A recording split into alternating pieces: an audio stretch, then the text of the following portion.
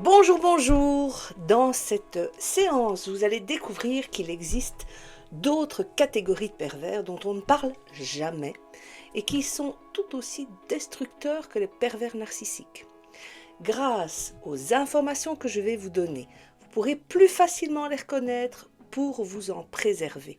Vous aurez plus facilement vos détecteurs à manipulation qui seront en éveil et c'est important de les reconnaître pour augmenter vos chances de ne pas rentrer dans l'emprise du pervers.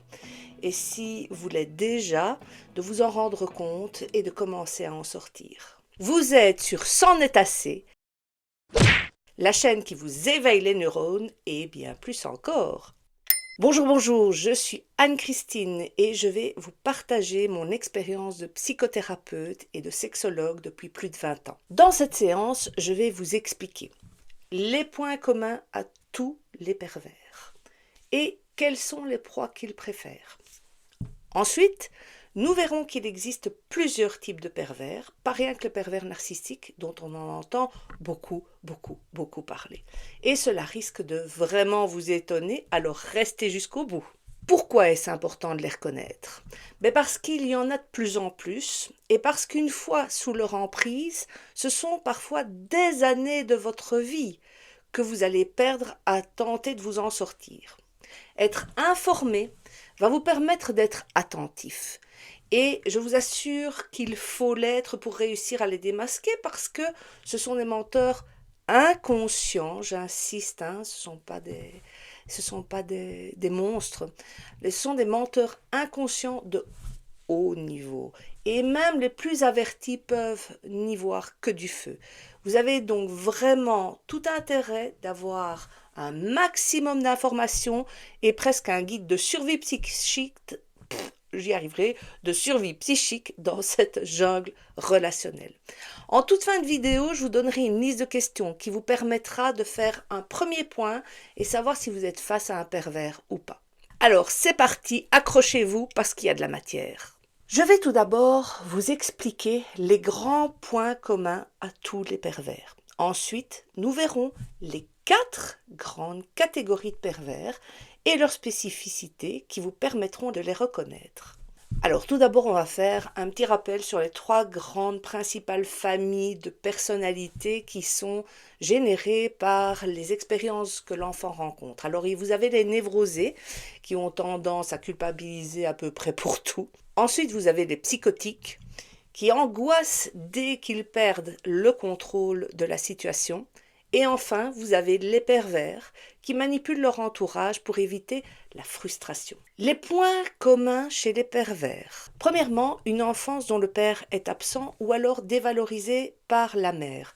La limite, donc, et la frustration qui sont normalement introduites par l'apparition du père, qui vient mettre la limite, ne sont pas intégrées et plutôt évitées grâce à un concours maternant de la part de l'autre parent. Deuxième élément, une mère immature au niveau affectif qui va utiliser inconsciemment, mais c'est vraiment inconscient, je ne jette absolument pas la pierre sur les mamans qui font du mieux qu'elles peuvent en toutes circonstances, et ça je le dis vraiment du fond du cœur parce que je suis une maman aussi.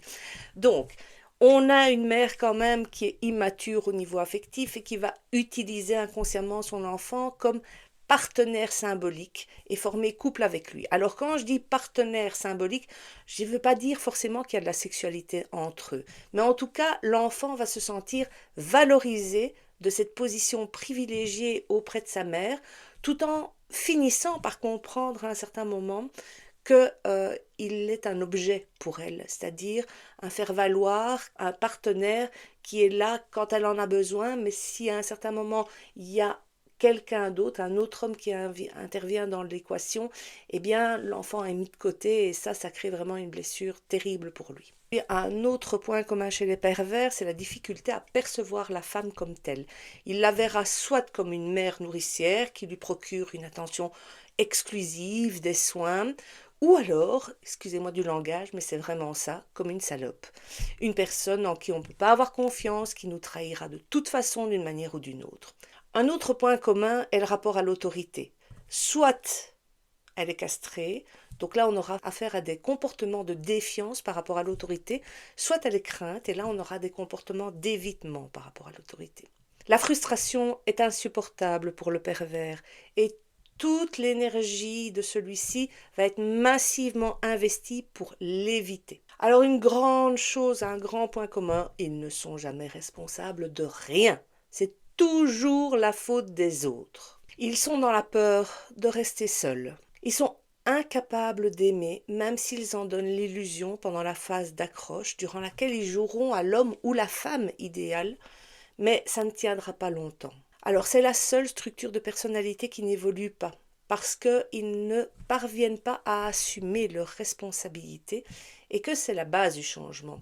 Ça, c'est quelque chose qu'il faut vraiment très bien comprendre, c'est qu'en fait, vous pouvez changer seulement uniquement si vous vous rendez compte que c'est vous qui avez agi d'une certaine manière et que les conséquences de cet acte sont le résultat de ce que vous avez posé comme acte.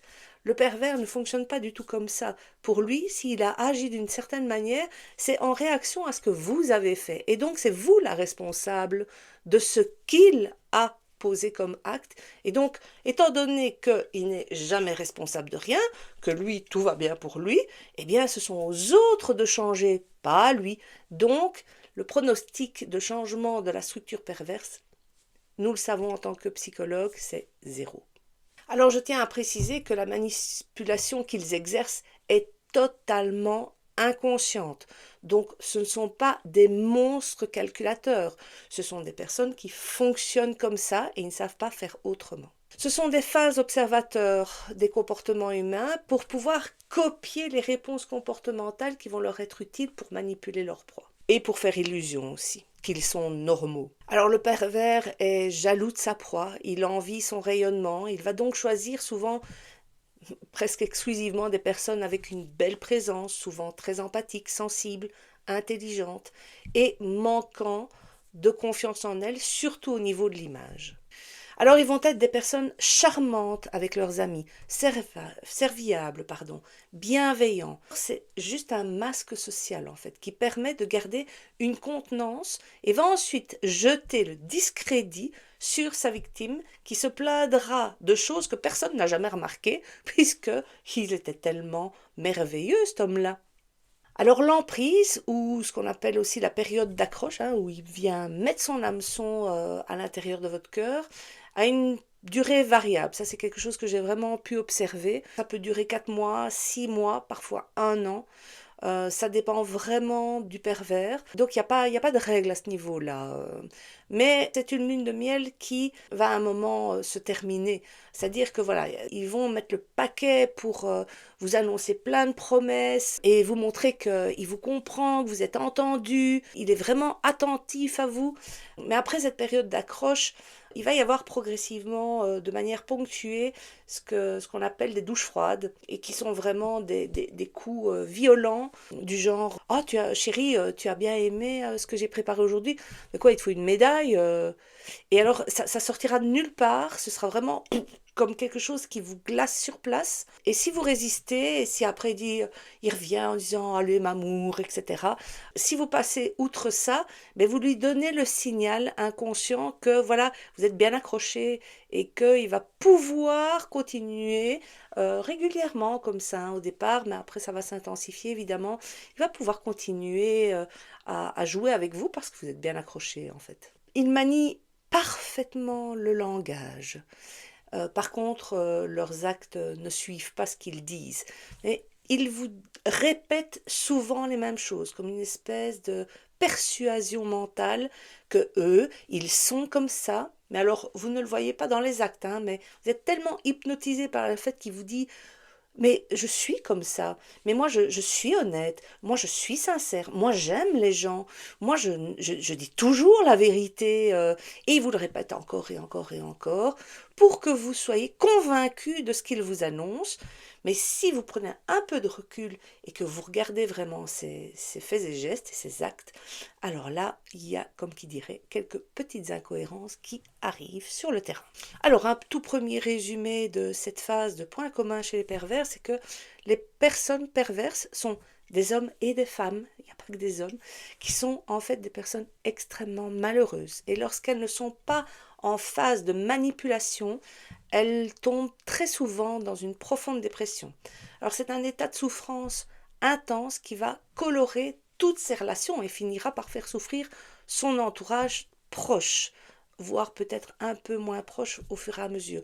Mais d'une manière ou d'une autre, avec cette sensation diffuse qu'il y a beaucoup de lourdeur dans cette relation, que dès qu'il est présent quelque part, en fait, il y a comme une chape de plomb qui s'abat et on n'est pas à l'aise en fait en présence d'un pervers, donc il faut vraiment se faire confiance et, au niveau de son ressenti. La lourdeur est quelque chose, est un signal que vous êtes effectivement susceptible d'être face à une structure perverse. Alors, voyons dès à présent les différentes versions des personnalités perverses. Alors, s'il est compliqué de détecter une structure perverse, et je vous assure qu'il est difficile de la détecter, même les professionnels parfois ont du mal. Certaines sont plus difficiles à détecter que d'autres parce qu'elles sont plus subtiles. Alors, il faut également savoir que comme toute structure de personnalité, la perversion peut être léger, soutenue, modérée, intense ou omniprésente, ce qui complique encore un petit peu plus le diagnostic. Nous allons commencer par celle qui est la plus difficile à identifier, j'ai nommé les pervers sauveurs. Alors, leur angle d'attaque inconscient, c'est vous mettre dans l'embarras pour avoir le rôle du sauveur et ensuite vous demander toute votre attention lorsqu'il n'ira pas bien. Vous allez les voir pleins d'énergie et d'entrain lorsqu'il s'agit de vous donner un coup de main, des conseils, des soins. Mais lorsque vous serez sorti de l'embarras, ils deviendront progressivement éteints, sans vie, un peu déprimés. On fera face à un effet de vase communicant. Quand vous allez bien, ils vont pas bien, et quand vous n'allez pas bien, ils débordent d'énergie. Vous vous rendrez rapidement compte qu'ils chercheront les petits détails qui pourraient créer en vous une souffrance, histoire d'avoir une raison d'être utile. Tu es sûr que tout va bien, mon chéri ou ma chérie, vraiment tout va bien? Ils cherchent à être utiles auprès de vous, à vous donner beaucoup d'attention, mais à un certain moment, il va s'empresser de vous le reprocher si un jour la relation tourne au vinaigre, et dans ce cas, vous serez celui ou celle qui aurait profité d'eux, et bien entendu, vous les aurez déçus. Il y aura une notion de dette dans ce jeu relationnel spécifique avec le pervers sauveur. Puisqu'il est là pour vous, vous devez lui rendre l'appareil, quitte à passer des nuits blanches à l'écouter se plaindre en boucle. Et vous finirez par vous sentir coupable d'aller bien, et cette culpabilité aura pour effet de développer chez vous une hyper-vigilance à son état émotionnel à lui ou à elle. Alors attention, tous les sauveurs ne sont pas des pervers. À la fin de la vidéo, je vous dirai comment faire la différence. Deuxième catégorie de pervers, les pervers victimes. Alors leur angle d'attaque inconscient, c'est créer un problème qui n'existe pas, mais dont vous serez le responsable tout en vous rendant impuissant à le résoudre. Et oui, c'est compliqué, mais c'est comme ça. Vous serez alors le spectateur impuissant de sa souffrance, qu'il vous dira être le résultat de votre attitude ou de votre action, et vous ne pourrez pas revenir en arrière parce que le mal est fait. Exemple. Mais je t'avais dit que j'avais envie de sortir pour aller faire un tour, mais tu ne m'écoutes jamais, hein. J'ai attendu toute l'après-midi, hein, pour voir si tu allais t'en souvenir, mais là maintenant il est trop tard.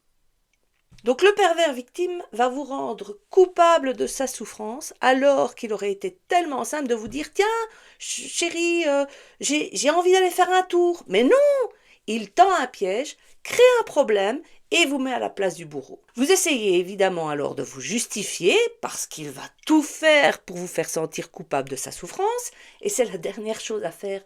Mais vous le ferez. Petite astuce, se justifier, c'est avouer qu'on se sent coupable de quelque chose. Et donc, il a une raison de vous dire que c'est votre faute. Vous l'avez déçu. De nouveau, attention, toutes les victimes ne sont pas des pervers. À la fin de la vidéo, je vous explique Quelle est la différence? Il nous en reste deux, alors accrochez-vous, ça continue. Les pervers narcissiques. Bon, ben ça, vous en avez déjà entendu beaucoup parler, mais enfin, on va quand même en reparler un tout petit peu. Alors, leur angle d'attaque inconscient, ben, vous placez sur un piédestal pour ensuite avoir la satisfaction de vous traîner dans la boue. Oui. Quoi de plus délicieux que de jeter au sol une déesse? Seul un personnage plus puissant que cette déesse peut en être capable. J'ai nommé Moa. Évidemment, je prends la place du pervers narcissique à ce moment-là. C'est Moa qui ait fait ça. Ah. Donc la victime passera de princesse, de femme merveilleuse, la première qui, la seule avec qui. Bref, un discours qui flatte, je perds mes épines, qui flatte l'ego, mais comme ça fait du bien, on laisse passer. Et ça faisait quand même longtemps qu'on attendait ça, donc on le prend, n'est-ce pas? Donc on passe de cette femme merveilleuse, etc., à ben tu n'es qu'une moins que rien. Comment est-ce possible d'être aussi con ou d'être aussi conne, insensible, manipulatrice? Ah oui, ça c'est quelque chose que les pervers adorent faire, c'est vous traiter de manipulateur alors que c'est eux qui manipulent. Le pervers narcissique a besoin de nourrir son image de lui sur l'autel de votre cadavre. Ce sont de grands destructeurs, pouvant devenir violents physiquement si leur proie leur résiste. Donc, soyez très vigilantes, c'est une structure qui est vraiment extrêmement dangereuse. Alors attention, tous les narcissiques ne sont pas des pervers. De nouveau, à la fin de la vidéo, et je vous invite vraiment à rester jusqu'à la fin de cette séance filmée, eh bien je vous dirai comment faire la différence. Et enfin, ça y est, on y est, la quatrième catégorie de pervers. Roulement de tambour, les pervers gourous. Alors ceux-là, vous en avez certainement pas souvent entendu parler parce qu'ils sont extrêmement rares. Et je vais avoir tendance à vous dire heureusement. Alors leur angle d'attaque inconscient par rapport à vous, c'est vous dépersonnifier. Rien de moins que ça. Leur objectif est de vous faire croire que vous êtes une autre personne que qui vous êtes. Alors contrairement au narcissique, le gourou ne s'attaque pas uniquement à votre ego, mais à l'ensemble de votre personnalité et vous persuade de la faire disparaître au profit d'une version qu'il aura créée de toutes pièces pour que vous ayez enfin grâce à ses yeux. Vous serez alors complètement à sa merci, sans squelette psychique interne. Il se sera substitué à votre système de pensée. Vous ne saurez plus faire la différence entre ce que vous pensez, ce qui est votre opinion, ou s'il s'agit de la sienne. Alors on est face à un délire de toute puissance, où le pervers se prend pour Dieu, ou un de ses collaborateurs.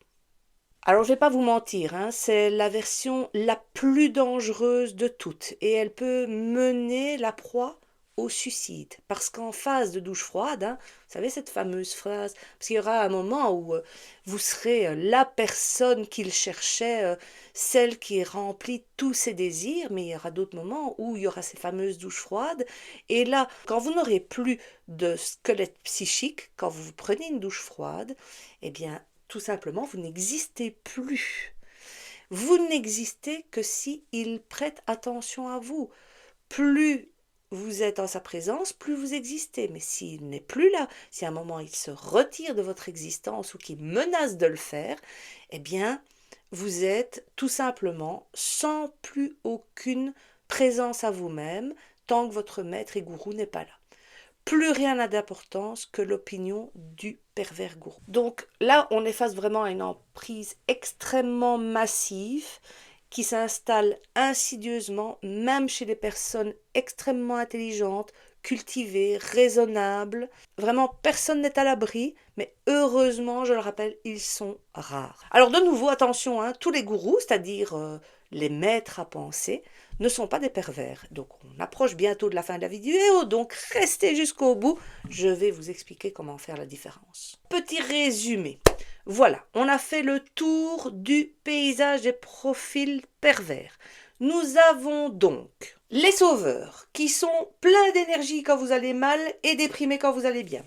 Les victimes, qui créent des problèmes qui n'existent pas vraiment, qui vous en rendent responsable tout en vous plongeant dans l'impuissance de réparer quoi que ce soit. Les narcissiques, qui nourrissent votre ego pour mieux vous piétiner ensuite et en jouir secrètement tout en s'en plaignant. Et enfin les gourous qui prennent le contrôle de votre système mental pour se sentir comme Dieu Tout-Puissant et vous réduire à l'état de marionnette informe. Voilà un tableau qui, j'espère, va vous permettre d'y voir plus clair dans le paysage, ou je pourrais même dire la jungle des pervers. Alors, je vous ai promis de vous apprendre à faire la différence entre une vraie victime, un vrai sauveur, un vrai narcissique, un vrai gourou et leur version perverse. Alors, ces personnes, donc les vraies versions, ne chercheront pas à tirer profit de leur souffrance pour vous culpabiliser et vous rendre responsable de ce qu'ils vivent ou encore vous priver de votre liberté d'agir pour éviter qu'ils souffrent. De manière générale, quand quelqu'un n'assume pas la responsabilité de ses actes, ça pue. Et il ne suffit pas simplement de déclarer « Oh, mais tu sais, j'assume mes responsabilités, j'assume mes actes, je sais que je suis responsable de ceci, de cela. Hein. » Non, ça c'est un peu trop facile. Assumer la responsabilité de ses actes, c'est changer la manière dont on pose ses actes.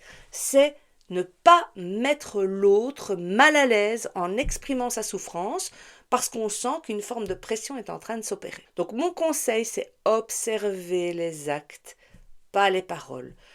Coupez le son et regardez ce qui se passe. Alors quelques petites questions qui vont pouvoir vous permettre de faire le point. Derrière les grands discours, est-ce qu'il y a réellement des changements? Et pour le savoir, écoutez vos émotions. Est-ce qu'elles sont lourdes? Êtes-vous fatigué dans cette relation? Avez-vous l'impression de perdre la tête de temps en temps, de ne plus savoir réfléchir, de ne plus savoir réfléchir de manière cohérente? Vous sentez-vous coupable, responsable de ce que l'autre est en train de vivre? Êtes-vous constamment en train de vous inquiéter pour l'autre au point de mettre vos propres besoins de côté? Alors, si ces questions vous parlent, laissez un commentaire en dessous de cette vidéo. Si vous avez appris quelque chose, ce serait gentil de laisser un petit pouce bleu. Et si vous voulez continuer à éveiller vos neurones et bien plus encore, abonnez-vous. Si vous avez besoin d'un suivi personnalisé, contactez-moi à l'adresse qui s'affiche juste en bas de l'écran. Je me ferai vraiment un plaisir de vous répondre et peut-être de programmer une séance avec vous. Je consulte en visioconférence avec tous les francophones du monde entier. Alors à très bientôt et prenez soin de vous.